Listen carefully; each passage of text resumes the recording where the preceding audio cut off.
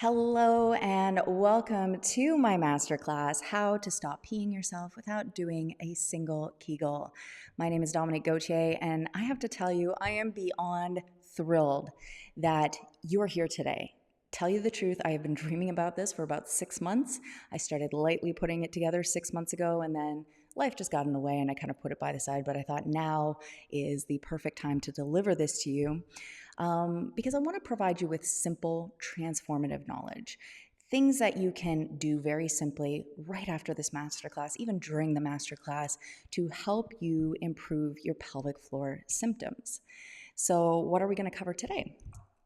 Oop, we had a little bit of a glitch there. Here we go. All right, today I'll be sharing with you my 7-step framework of how to ditch the pad for leak-free living and empowering gym sessions. This is what I describe my business as being, especially from a pelvic floor perspective. This is to help you ease your lower back pain and or hip pain, to be able to move your body freely without aggravating your pelvic organ prolapse symptoms, and so much more. And that includes things like leaking urine and stool, pressure or pain down there, pelvic organ prolapse, as I mentioned, uncomfortable or painful sex, lower back and pelvic pain, which is that lower back and hip pain we were talking about, diastasis recti, which is abdominal separation, which is 100% common during pregnancy and can even sometimes continue on after pregnancy, no matter how old you are. And constipation, urinary urgency and frequency. So that moment where you feel like you don't have to go and then suddenly you have to go and it's right now. We're also talking about interstitial cystitis. Ooh, that was a tongue twister for 9:30 in the morning, which is painful bladder syndrome, chronic prostatitis, inflammation of the prostate, endometriosis, which is slightly misspelled. I will fix that for the next masterclass. Irritable bowel syndrome or IBS, issues with pregnancy or postpartum recovery, scar tissue, infertility, and so much more even beyond that. So the goal of today's masterclass is simple everyday actions for significant changes. Like I said, the things that we do in our pelvic floor classes, when I work with people one-on-one for pelvic floor concerns of any kind, is a very specific 7 steps framework. And there's kind of this outline of what things look like. And depending on who I'm working with, slight things might change in the middle, and we'll get to that in a little bit. But for the most part, we are really looking at doing this in a very specific order, especially if for whatever reason you're not comfortable going to see a pelvic floor physiotherapist or it's just inaccessible for any reason whatsoever. This is going to be the standard you want to do. Of course, with the support of a pelvic floor physiotherapist, we can get down to the root of some of the things that are actually going on. You can get a diagnosis and then we can kind of work our way around that. But again, these 7 steps that we do today are pretty much what we need to do across the board. So you know you belong here if, down, and you're tired of sitting on the sidelines of your life fearing an embarrassing incident. You also know you belong here if you're constantly worried about aggravating any of those aforementioned symptoms.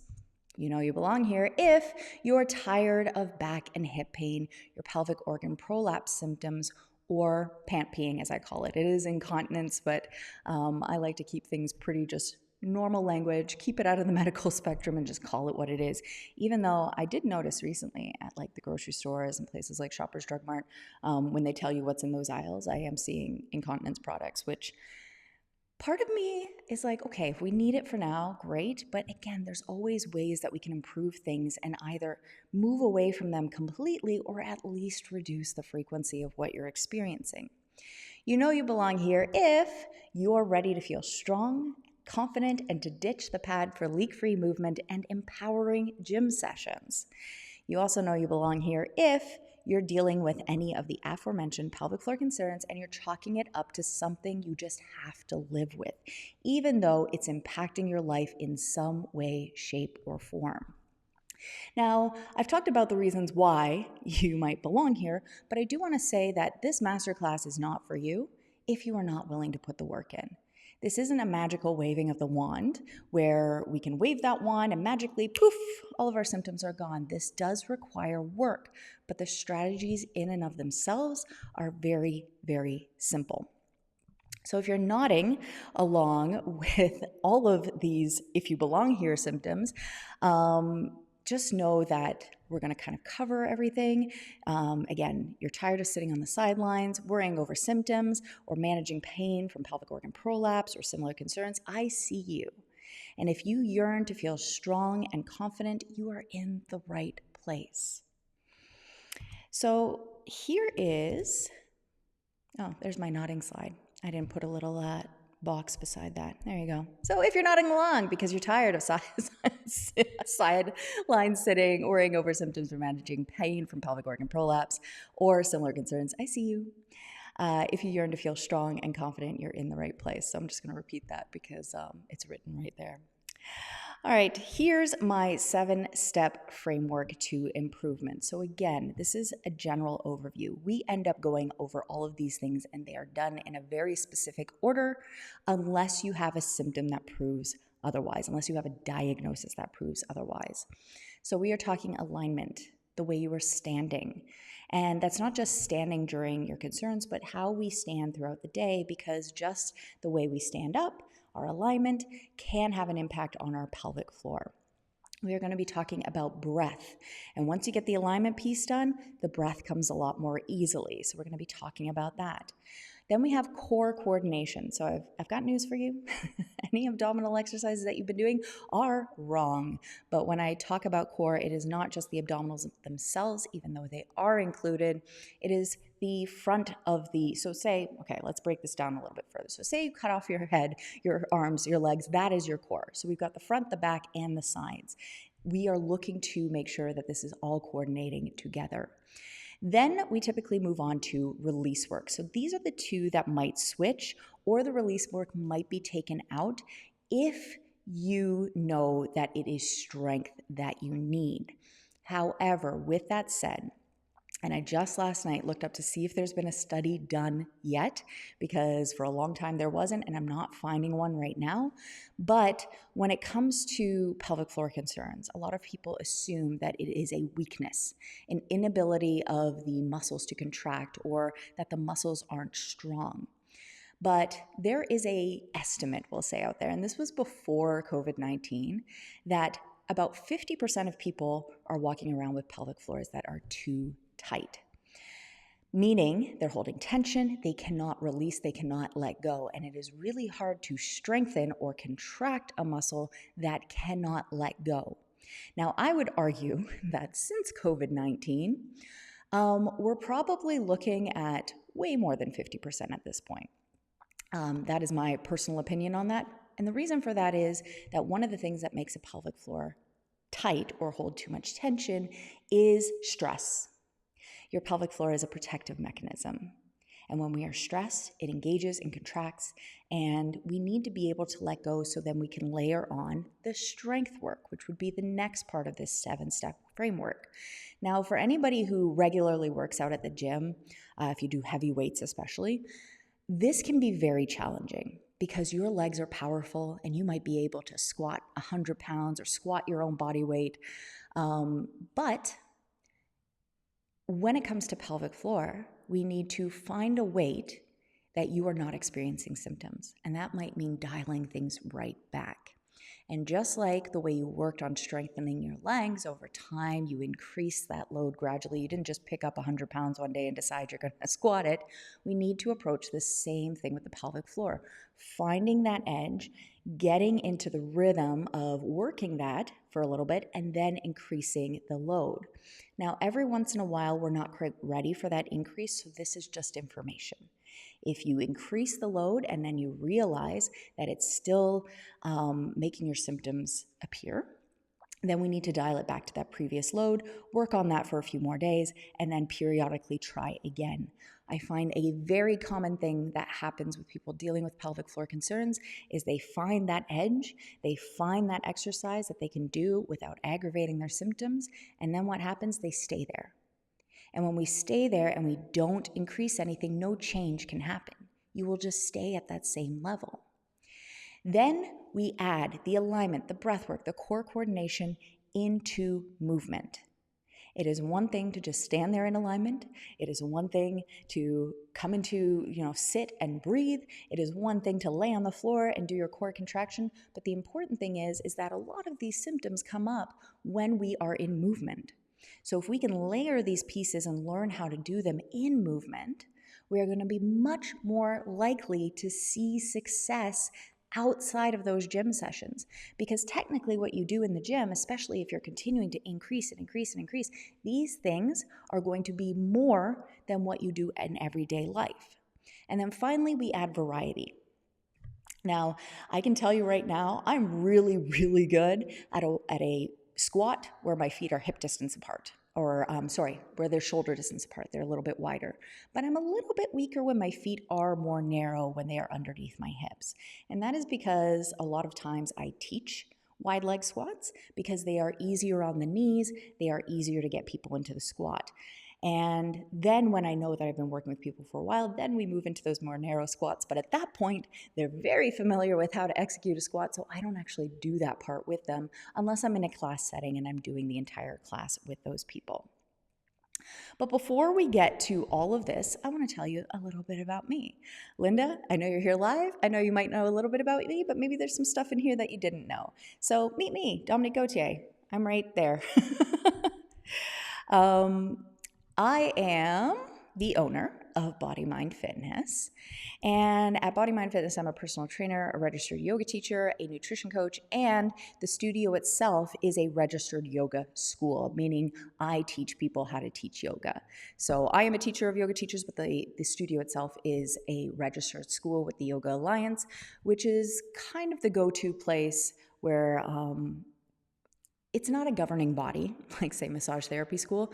I would say they maybe want to be, but it is definitely something that a lot of yoga teachers prescribe to because you're going to get a certain level of education by following their guidelines. I'm also a wife and a mom to 4 kids, and they range in age from 6 to 18. My oldest one just started university this year, so kids of all ranges and stages. I've also been in the fitness industry since 2010. I actually started teaching at Good Life Fitness. I started teaching group fitness classes. And at some point, I wanted to do more than I was able to do at Good Life Fitness. Good Life Fitness is amazing. And to be honest with you, I wouldn't be here today without my start in Good Life Fitness. But there were things that I wanted to do and explore more about with the people in my classes, especially the ones who I saw struggling, and I wasn't allowed to get off the stage and help them. I had to stay on the stage and guide them physically through the entire practice. So that's why I ended up opening up the studio. And before I even got into the pelvic floor stuff, my goal for my studio was to provide personalized attention in a group class, which I am going to be talking a little bit more in depth about towards the end of this masterclass. I have been specializing in pelvic health since 2016, and I have helped thousands of women decrease and even eliminate their pelvic floor concerns through movement. This all started when my oldest birth child, who's 8 years old now, she was about 6 months old. I was minding my own business, cooking in the kitchen, and I just started peeing. And to be honest with you, I was devastated. I was 31 years old at the time. I knew it was a possibility, but to be honest with you, I didn't think it would ever happen to me.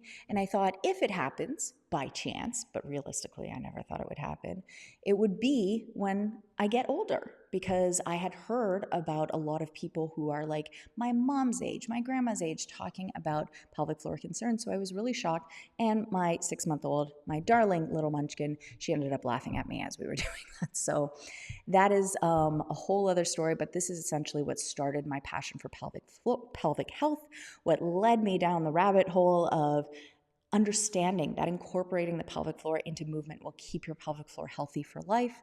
And not only that, but it helps you engage those lower abdominals, which is one of the most common questions I get is, how can I really start to improve my lower abdominal strength, and even aesthetically, how to make that look a little bit better. And fun fact, my first career was as an actress, and I lived in New York City it was 3 to 4 years, I think. So I went to school there. I did not go to school for all of this stuff. To be honest with you, since then, I have amassed an ample amount of knowledge through different trainings. I pretty much am involved in some sort of training every single year just to keep up with kind of the newest things that are coming out. And especially in the pelvic floor world, a lot has changed since 2016. I am part of a group called the Pelvic Floor Health Professionals, where they actually bring in experts in the field every single month, sometimes multiple times a month, to talk about what things are new in the industry, what other ways can we look at things, and I'm very, very fortunate to be part of that group.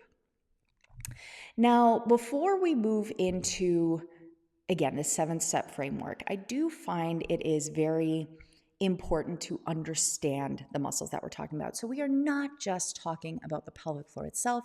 We are talking about something known as the inner unit or the core 4 muscles. And the reason that I want to bring this up is because there was a study, it's been quite a while now, I don't think I wrote down when that study was done, by Alison Huang, who is an assistant professor at UCSF School of Medicine, and she set out to show the power of not just the impact of pelvic health yoga in women over 40, but to help with their leaking, but also simply what it would be to have the information. Now, half the group was given a 6-week yoga therapy program. The other half were just given the information. Now, while the people involved in this 6-week yoga therapy program, they saw a 70% reduction in frequency of urination just in 6 weeks. The people who just got the information still got a 13%, so 13% reduction in urination frequency. So this just showcases the power of simply being here today and learning this, listening to me ramble on and on about what makes me feel so passionate. And that is why I've put this little slide in here. So I just want to go over this very, very quickly. So in an ideal world, the pelvic floor, the transversus abdominis, the multifidus, and the diaphragm, they are meant to work together synergistically to predict every single movement in the body, from lifting your arm overhead to running, jumping, laughing, sneezing, coughing. And how these muscles contract and coordinate will change depending on the action that you're doing. So your brain knows you're about to do something, and it's already preparing those muscles before you even move into that movement, which is so fascinating to me. So the diaphragm is a breathing muscle, but what you may not know is that the pelvic floor is also a breathing muscle, but only when it's aligned with the diaphragm. Okay, we're going to talk more about that movement in just a little bit, but that is why the alignment piece is so important, why it's number 1 in our 7-step framework. Then we have the transversus abdominis. They are a stabilizing muscle that contracts and steadies the spine by providing squeezing support for the back. So much like you could squeeze one end of a tube of toothpaste and see the other end of the tube straighten out, the transversus abdominis squeezes the spine and abdomen and pushes up the trunk, which helps to alleviate pressure down on the pelvic floor. And pressure is a huge factor for all pelvic floor concerns, whether they are a result of tension or not the inability to contract. The multifidus stabilizes the individual vertebrae of the spine. So you can see that little red line kind of right by the spine there. That is the multifidus muscle. Now, the role of the pelvic floor itself is described as the 5 S's. So we have stabilize, so it stabilizes the spine and the pelvis. It supports the internal organs, the bladder, the intestines, the uterus. It's sphincteric, which means it maintains your continence, and this is like poop and pee. We're just going to call it what it is. No fancy language there. It also has a sexual role in both men and women, and it is a sump pump involved with the lymphatic system and circulation, which brings us back to the 7-step framework. So again, we've got alignment, okay? We've got breath, we've got core coordination, we have release work, we have strengthening work. So release work for those individual muscles, strength work for those individual muscles. And here's the thing. I can make very educated guesses as to whether you may be holding on to tension or maybe why the inability to contract might be present. But the confusing part is that the symptoms are exactly the same in many of the cases. And again, I just want to mention that the only way you can get a for sure diagnosis is to visit a pelvic floor physiotherapist. Again, I make educated guesses. I can't do internal exams. That is outside of my scope of practice. But again, based on the descriptions, what you're explaining to me you feel, depending on, of course, the level of comfort you have with me as well, this is going to help inform of how we can progress. And when I work with people, either in class or privately, I really encourage open dialogue. If something feels really good, something is feeling like it kind of made something change, I want to know about it. If something really didn't work and aggravated your symptoms, I want to know about it. Then we're adding it all together with movement. So you're bringing the alignment, the breath, and the core into various movements: squats, deadlifts, lunges, overhead presses, pushing exercises, everything, so we can start to remind these muscles of how to work together to, again, predict every single movement in the body. And then we add variety. Because remember, my squat story, right? We can be really strong in one specific movement, but as soon as something changes a little bit, then we start to lose that strength.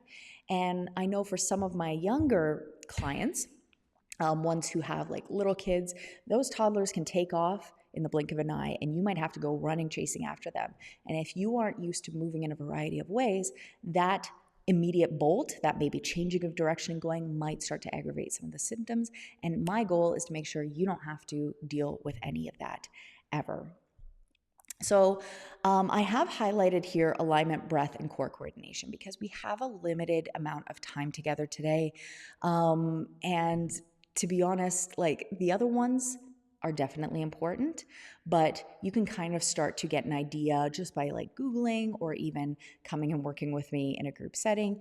You can see examples of these, but there's just too much to cover with these last four. But I want you to have that information. So if you decide to go it on your own, there are ways that you can just bring in this stuff to the exercises you're already doing, or however else you might find your exercises. So moving right along into, yes, this slide. Following the specific order matters. I definitely changed the order of these slides in the last minute, so my apologies. It doesn't match up with my notes. I just did it this morning, actually. All right, so we're moving into alignment. So the easiest way to find alignment is from a standing position. So I would like to ask you to go ahead and stand up now. If you're in a place where you can't stand up, no worries. You can come back and watch this later when I send out the replay. So coming to standing position, you're going to just kind of feel in your body what it feels like to stand up straight. Now, if you have a mother like mine, I think she was fully expecting me to pull my shoulders back, thrust my chest forward, and stand up nice and tall. But this is work. Like you can feel a pinch between your shoulder blades. You can feel some of your back muscles activating. You can feel some stretching in the front of your body. And this is going to get tiring very, very quickly. When it comes to alignment, we are talking about neutral alignment. An alignment where nothing is overstretching, nothing is contracting. We are in kind of that relaxed position in all the muscles through the body. So I'm going to talk you through this, and I would like you to feel it out in your body. So first things first, we're going to stand with our feet hip distance apart. Now, finding neutral alignment will mean at some point, the more you practice, the more you can find it in a variety of movements. But for the purposes of today, I just want to make sure that we are standing with feet hip distance apart because it's going to matter in a little bit. Then we're going to soften our knees, okay? Now we're going to visualize our perineum. And I meant to bring over my pelvis. I'm going to bring it over right now. Give me a hot second.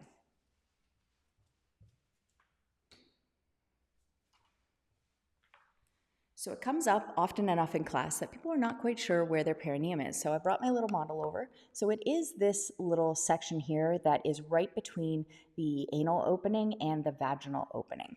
So we're going to take that area, just going to put that down, and we are going to line it up with our ankle bones. Now, for some people, this is going to mean it almost feels like you're sticking out your bum a little bit. And for some people, it's going to feel like you're kind of sliding things forward. Now, it's important not to squeeze your bum cheeks. We are trying to move the actual bones of the pelvis here to the best of our ability today. And the more you practice this, the easier it's going to get. So the perineum lines up with your ankle bones. Whether that's a slide forward or a slide back is going to depend on how you are standing right now. And that might change and ebb and flow. Next, we're going to draw the ears in line with shoulders. And truth be told, this is the only thing that is going to feel like work because we are not used to doing this. We are so used to like texting and typing and driving that we are in a forward head position, and this pulling back feels like effort, okay? But again, with more time, patience, and practice, you will be able to get into this a little bit more easily.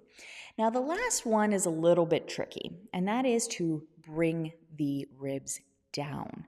Now, many times, I'd say more often than not, what I see from the people I work with is they almost grip and squeeze their abdominal muscles to try to bring their ribs down.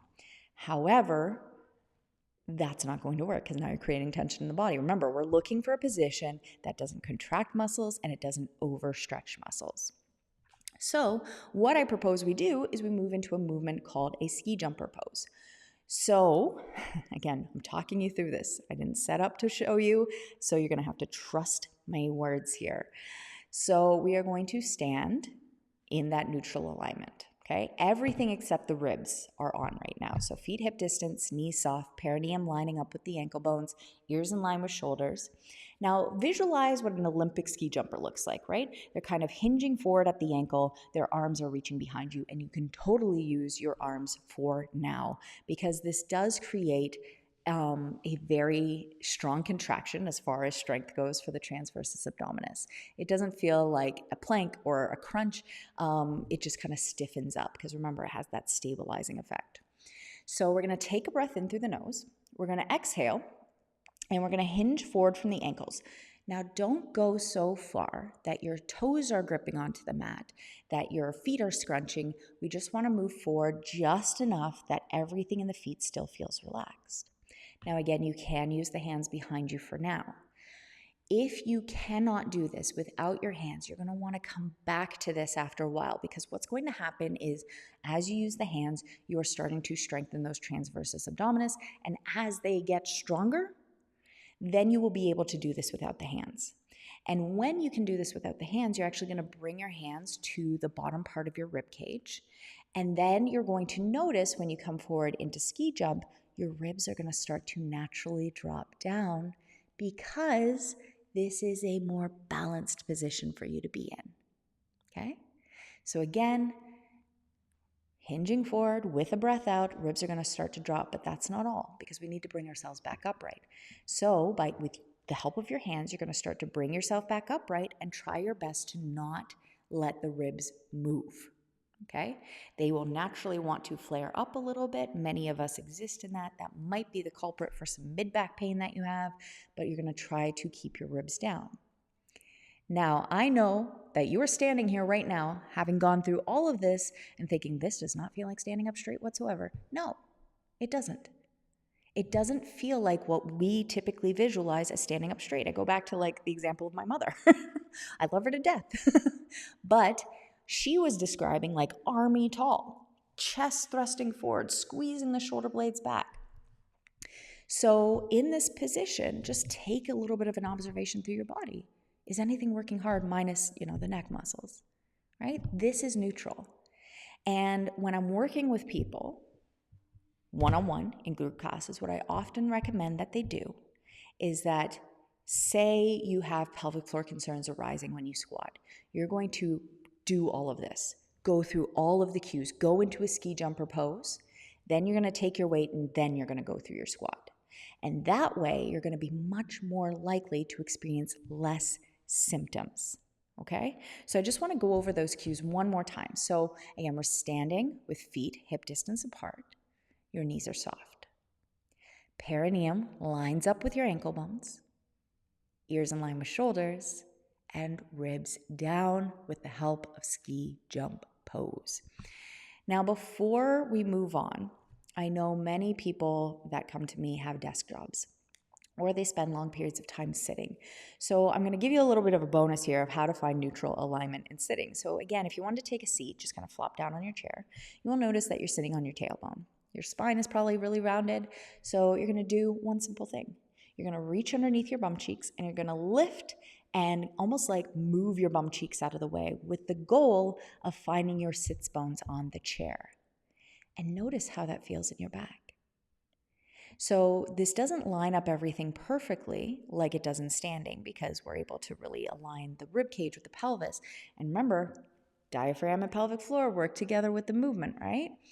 So when we're standing up straight like this, when we're sitting like this is already moving us in quite a significant direction. So quick drink because I'm hungry. I'm thirsty. All right, so moving on to breath. So as I promised earlier, I wanted to kind of inform you a little bit more about how the diaphragm and the pelvic floor move together with the breathing, but I also want to give you some additional information about the breath. So when we inhale, the rib cage expands 360 degrees, meaning in all directions, okay? That is what is meant to happen. The diaphragm moves down, the pelvic floor movers down. Another typo. Do you ever read things over and over and over again and you're like, I've got this. This is perfect. And then when it actually matters, you're like, ooh. Anyways, lungs expand and the air is pulled into the lungs. So that is what the movement of the diaphragm and the pelvic floor muscles are doing. So they're drawing down and they're helping to move air into the lungs. Then we have the exhale, where the rib cage comes back to resting position. Oh gosh, I have some work to do. My friend, I've got some work to do. The diaphragm moves back up, the pelvic floor moves back up, the lungs shrink, and the air is forced out of the lungs. So again, pelvic floor and diaphragm moving out, pushing the air out of the body, as well as the getting some help out from the lungs. So we're going to talk about that 360-degree breathing. And we're going to do this with the use of hamburger hands. So go ahead and imagine you're holding a really big, juicy hamburger. It is the biggest, juiciest hamburger you've ever had. I don't care if it's beef, turkey, vegan, it's a hamburger, okay? And we are going to take this shape and we're going to place it around our rib cage, okay? So I'm going to actually step back for a little bit. So right below the chest, we are going to be hugging the rib cage with our hands. So your thumbs are making contact with the back of the body. The space between your thumbs and your four fingers are making contact with the sides of the body, and the four fingers are making contact with the front of the body. Now take a moment. You can even close your eyes if you'd like, because when we shut down one sense, it helps to heighten the other senses. And notice, where are you feeling your breath most strongly? Now I have been doing this long enough that I can 100% guarantee, if you have not worked with me before, if you have not worked with anybody from a pelvic floor perspective before, there's a good chance you are feeling most of the breath underneath the four fingers in the front of the body. I lovingly call this chest breathing. So not only are we not maximizing the way we're using the breath, we are not using it to help support our pelvic health, and it is a stress response breath. And it's one of those chicken and egg situations. Are we more stressed because we spend more time, or how should I say this? Are we more stressed so we're spending a lot of time chest breathing? Or are we so used to chest breathing that we are more prone to stress? I don't know the answer on that, to be honest with you. Chicken and egg situation. So what we're going to do now with the hands still in that hamburger position, we are going to try to breathe into that space between the thumb and the four fingers. Okay, so we are using the hands as almost like a target of where we want to be sending the breath. So try that a few times. We're not going to spend as long as I would normally spend on this, but just try it like 2 breaths.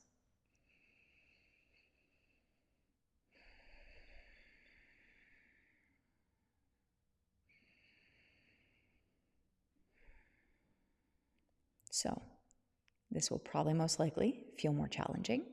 It might not move at all. But practicing this, so practicing side body breathing begets more side body breathing.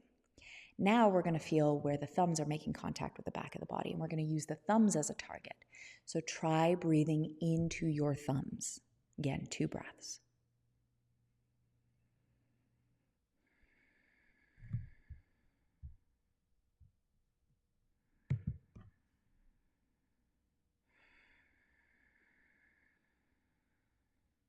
Okay. Now, more so than the side body breathing, I have worked with a lot of people who find it impossible to breathe into the back of the body. And again, the more you practice this, the easier it's going to get. But it does take time. That's why I said if you're not willing to put the work in, you don't belong here today. I am giving you everything I know. Okay? Then we try to bring it all together into 360-degree breathing. Now, what often happens with a lot of people is they will think, okay, I'm going to fill the front of my body as much as I can so that way my sides and my back have to move. No. That can create more stress in the body. What this is meant to look like is that the front, the sides, and the back of the body all expand at the same rate and rhythm, and they all contract back down at the same rate and rhythm. Okay? They are meant to move together as one unit and come back down as one unit. This will most likely not happen for you today. But again, the more that you practice, the more I guarantee one day it's just all going to click. It's just all going to click for you. I promise you this. I have experienced it myself in my own body. I have experienced it with those thousands of women that I've helped. It will click. And we do cover some additional movements that you can do in class of how to get more into the back body breathing. And again, it's really simple, but I'm just being mindful of your time today. But like I said, the simplest way to do this is just to keep practicing. Once, twice a day, 8 breaths. The more you do it, the more you expose yourself to it, the easier it's going to get. And when coupled with alignment, when you get that alignment really, really well done, you're going to notice that that 360-degree breathing gets easier. Okay? So now we're coming to everyone's favorite topic, it seems, and that is core engagement. But I've got a news flash for you. You've been doing your abdominal exercises wrong. It is true. What we often end up doing, especially I find women more so than men, is we tend to grip the upper abdominals. So when we're doing abdominal exercises, we're really engaging through the upper, maybe even the middle of abdominals. I used to make this joke like, we're getting ready to go out and kind of suck everything in. And when you start to really dial into body awareness, you're going to start to feel how that kind of comes about, right? And then the lower abdominals don't engage at all. And when it comes to pelvic health, we are really focusing in on that lower abdominal engagement. So we're going to talk about core engagement the right way. So for this particular exercise, pardon me. So when talking about the core, we're not just talking about the front. So I mentioned this earlier. We're talking about the back and the sides as well. So we want to get the entire core involved because what I didn't mention earlier is when we were looking at those transversus abdominis, they actually wrap around your entire torso. So if we're engaging the transversus abdominis, then we are getting into all of those areas. And oftentimes, to be honest with you, we don't do a lot of strength work for the transversus abdominals. They're not surface. If we're looking for our strong abdominals from an aesthetic purpose, we are focusing on the rectus abdominis, which is the six-pack muscles, and the oblique muscles, which are your side, more surface level abdominals. And those ones burn a little bit more. The transversus abdominis just get tired, and they take their ball, and they go home. And that's what they do. So we are going to find our transversus abdominals. So for this exercise, you will need to lay down on your back on the floor and bend your knees, placing the soles of the feet on the floor in a comfortable position. Okay. Then from here, we are going to find our hip bones. So you're going to bring both your index finger and your middle finger to your hip bones. And then you're going to walk your fingers in 2 inches and down 2 inches. And when you press straight down, this is the only area where you can where you can feel your transversus abdominis. They're known as the TVA. So say hello to your TVA. They're right here, 2 inches in, 2 inches down. Now, when it comes to this, I would like you to start off with just breathing and noticing how this area moves with the breath. So the interesting thing about the transversus abdominis is they naturally engage with your exhale. Again, if things have gotten lost in translation, if they are not coordinating with the rest of that inner unit, if they are not functioning with the breath, we may have lost that ability to contract them. However, we can start to bring that back in with some help with some different cues that we're going to go over in a second. So we're going to take that 360-degree breathing that we were doing, and we are going to breathe in through the nose, 360 degrees, and then you're going to exhale through pursed lips like you're trying to blow up a balloon. We call this balloon breath.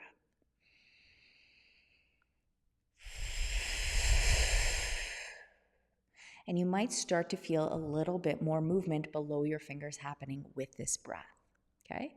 Now, depending on where you are, it might be a very little bit of breath, or a little bit of movement, pardon me. The other thing that I want to mention as well is that when it comes to the lower abdominals, it can be a little bit tricky with movement because you will feel a stiffening of the muscles underneath your fingers. But then we need to dial in that body awareness piece a little bit more. And we need to establish the fact that what are we feeling? So the core abdominal muscles and the lower abdominals are meant to draw in and rise back up. So ideally, you're feeling the abdominal muscles moving away from your fingers.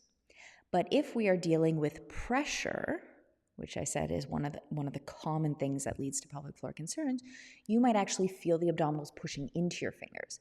And it still feels like it's stiffening, but that is pressure being mismanaged. So we are looking for that drawing in and lifting back up feeling.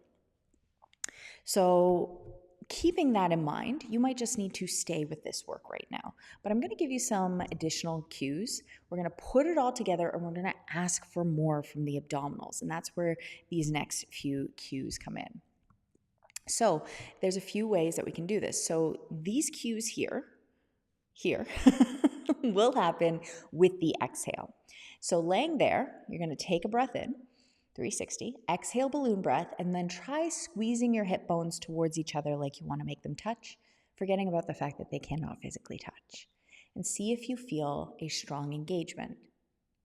And then decide for yourself, does this feel better? Does it feel like you're getting more engagement from this cue or less engagement from this cue?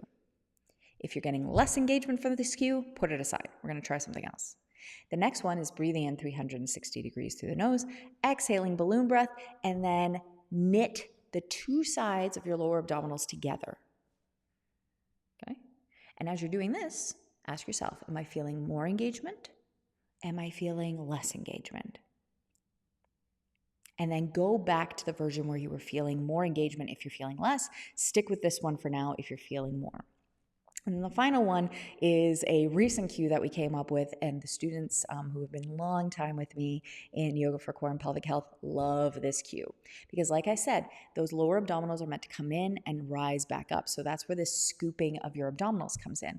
So again, we take a 360-degree breath in through the nose, exhale through pursed lips, and scoop your lower abdominals. Does this feel better? Does this feel worse? Now, I will tell you right now that I have probably used each one of these cues at some point in time in my life. So as you develop more strength, things will change and ebb and flow. So keep coming back to these cues. Pick the one for now that's really resonating with you. If you do it one day and you're like, this isn't really working for me, try a different one. And remember that these are part of the things that we put into movements that are not abdominal movements. If you are doing a squat, we inhale down, we exhale, we scoop the abdominals, we rise back up. If we're doing a deadlift, we inhale on the way down, we exhale, we knit the abdominals together, we rise back up. If we're doing an overhead press, we inhale, we exhale, we squeeze the hip bones towards each other, and then we push the arms overhead, and then we start breathing in as the arms come back down. Your abs are meant to become part of every single movement, to the point where it is very rare that I actually do abdominal specific exercises. Some of that is time management. Some of that is the fact that I get to the end and my abs are tired. So, with that said, if you are looking to dive deeper, this is where I want to invite you to the fall 12-week series of personalized small group classes. And even more specifically than that, Yoga for Core and Pelvic Health is where we take all of these principles. I will help you get into them with a little bit more ease, and we will work together to help improve your pelvic health. Now, notice the word personalization. I mentioned this at the beginning. The people who are signed up for the full 12-week series, and I'm going to put a little asterisk next to the 12 weeks because there are 2 classes on the schedule. There's a Tuesday 9:30 a.m. class, and there is a Thursday 6:15 p.m. class. Now, the 6:15 p.m. class on Thursdays is going to be an 11-week session, so it's going to be a little bit cheaper, one fewer class. And the reason for that is that Halloween falls on Thanksgiving this year, and because it's an evening class, we typically don't have classes on Halloween. So what does this look like? So we get together for 12 weeks. I typically divide the class in half. When it comes to Yoga for Core and Pelvic Health, we start with release work for the first half, with a focus on release work, and then we have a focus on the strength work at the end. We also focus on making sure that you can achieve alignment, breath, and core engagement. Even though the core engagement is a strength piece, we still touch on it in the first half. The first week, we start with movements that I am confident, movements and options that I am confident with the knowledge that I have that every single person in the class should be able to do it. And then as the weeks go by, we layer on more challenges or different options. Some of them are more challenging, some of them are just different ways of exploring the same thing. And we take this step-by-step approach because the safest way to create change is something known as progressive overload, where we continuously challenge ourselves, making things harder and harder, whether that's with additional repetitions, additional weight, a movement that in and of itself becomes more challenging. And then halfway through, we switch gears, we move into the strength work where we really start to bring all of these pieces together and we start bringing them into more traditional strength training movement alongside our typical yoga poses. So I always say my yoga classes are a little outside of the box because every single yoga class that I have here is not just yoga. It is a blend of yoga and some other movement modality, depending on the class, that will help you get to those goals faster. Okay. Now, what is included when you invest today? You get 12 weeks of live classes with me. You get access to our exclusive member portal. So this includes your class recordings. So these classes are hybrid. You can join us in person in the studio or online over Zoom. All of the times are in Eastern Standard Time. You get access to the class recordings. For the fall series, you will have access to them until January, about mid-January 2025. And the reason for that is because I keep them available to you until the start of the next class. Because this takes us right into December, we are going to have a few weeks where there are no classes here at the studio, so we can have some time to enjoy the holidays. This also includes archives of previous sessions of these classes. So I typically take the best of the best, so a handful of classes, 1 or 2, and then I place them into the archives. That way you can continue going back to them again and again, because even though we're meeting once a week in studio, I will say that if you sign up for 2 classes weekly, you do save 10%.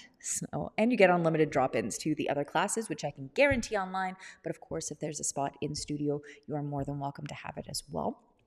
So, and then this would kind of like open up everything. But when it comes to the archives, it's a great way to either watch the replay of your current class and keep working on things on another day of the week, or to just try out some different classes that we've done together in the past. I gotta say, there's some really old ones where the video quality isn't great, the microphone is fine, but they were so good that I decided to leave them on there. This was before we got the fancy cameras and the lighting and everything, so I'd say they look a little washed out, but again, the content is really good, and I am wearing a microphone, so that's all good as well.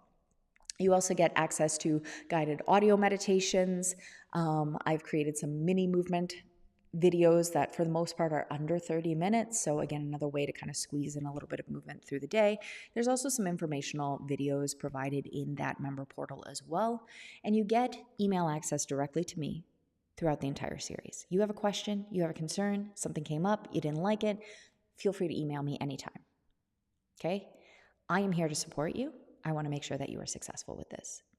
Now, for the online students, you get one 15-minute private session. And the reason for this is because it is very common that after class, some of the students will hang out for a little bit. I usually put a little pillow of time before my next engagement, and they ask me questions about class. Now, when you're online, you can't see everybody because the camera isn't focused on anybody who's in the studio. It's just focused on me. So you don't know who's left in the studio. You're on a speaker that sometimes sounds a little bit louder than we want it to be.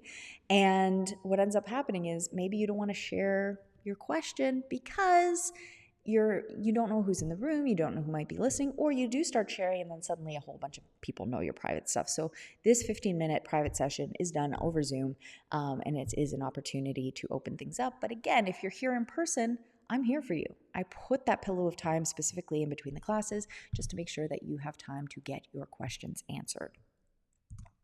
Now, there is a 48-hour bonus. So if you sign up, so what would that be? By Sunday, 10:30 a.m., we'll say, because 48 hours from now is almost 10:30. You will get access to the 4-hour workshop, Not Your Mama's Kegels. It is valued at $297. This one is one that I did years ago. A lot of the information we covered today is in there as well, but we do have the ability to dive a little bit deeper. So you will get that when you sign up for classes. You will also get premium access to the online member portal. This is valued at $488. Now, what this will do is it will unlock all of the archives of previous sessions, not the current live classes, but all of the archives that are currently available for yoga for mobility and strength, yoga for stretch and release. Prenatal yoga will be showing up, although there's no videos in there right now because I'm just bringing it back for the first time in a long time. You will be able to see all of those videos. And if you decide to practice along with those videos, use those strategies that you've been developing in Yoga for Core and Pelvic Health in the other classes so you can continue to experience that variety of movement and you can continue to improve your pelvic health. Now, speaking about bonuses, I promised a Show Up Live bonus, and this is the pelvic floor awareness meditation. So it is a guided audio meditation where when you couple it with the information that you've learned today, it is going to skyrocket your experience with improving your pelvic health, guaranteed. In this meditation, it is beautifully put together where it really explains the inner workings of the pelvic floor along with the breath.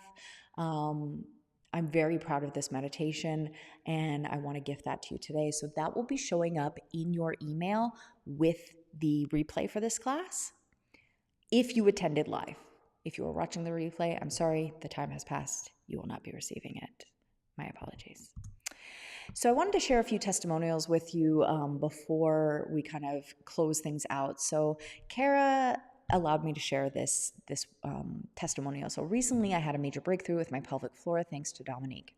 Despite having been through pelvic floor physiotherapy, it wasn't until pelvic floor yoga that I was able to develop the connection between my pelvic floor and diaphragm.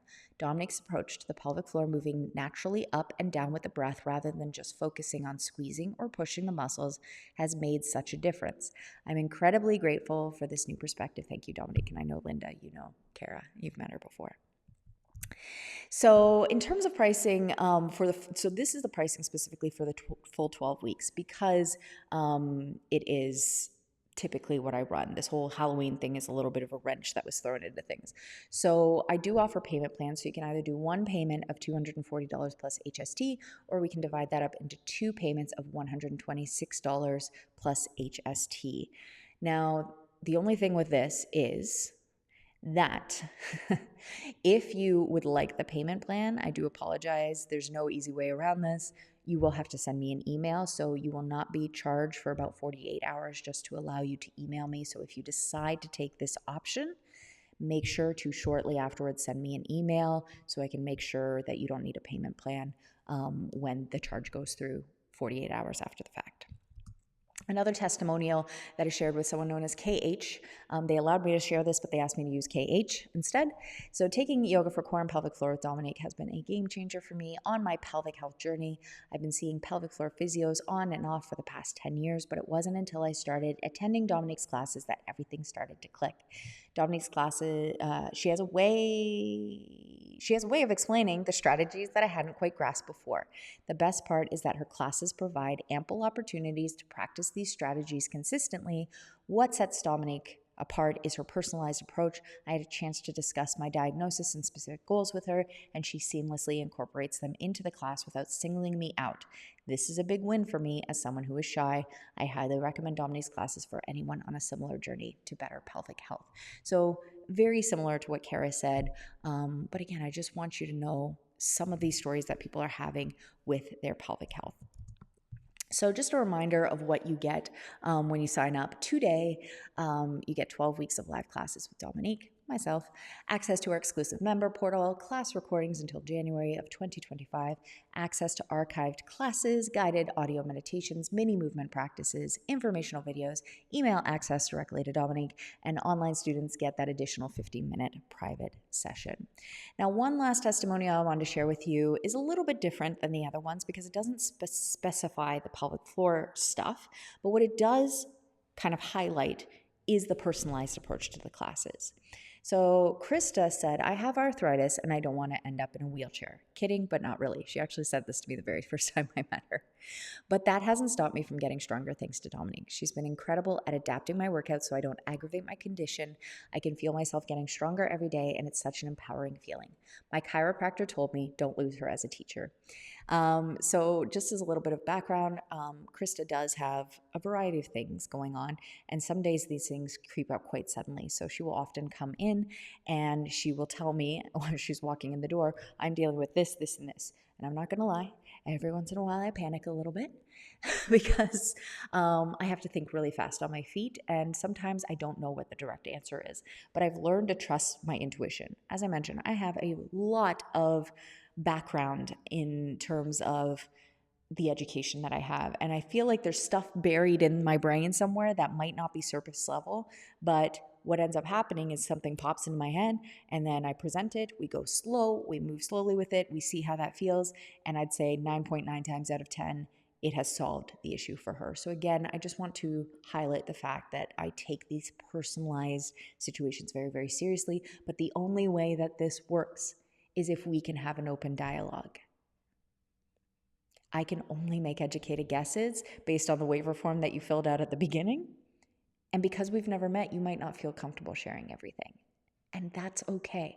As long as the more we get to know each other, the more you begin to trust me, you can start to share little dribbles, little drips of information. We are good to go. So this brings us around to our Q&A session. So I'm just going to throw up that there. So if you have any questions, please feel free to let me know. We'll hang out for just a few minutes here. I do want to, again, just, where are we here?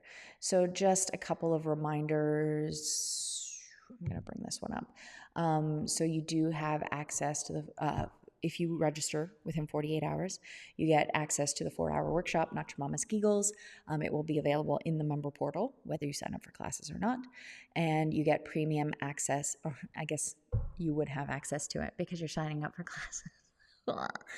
You get premium access to the online member portal.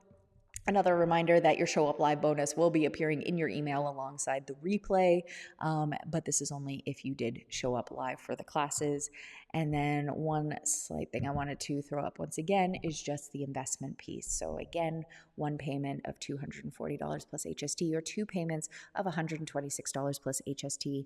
We are starting the week of September 23rd, and this will take us all the way until the middle of December. So this is 12 weeks.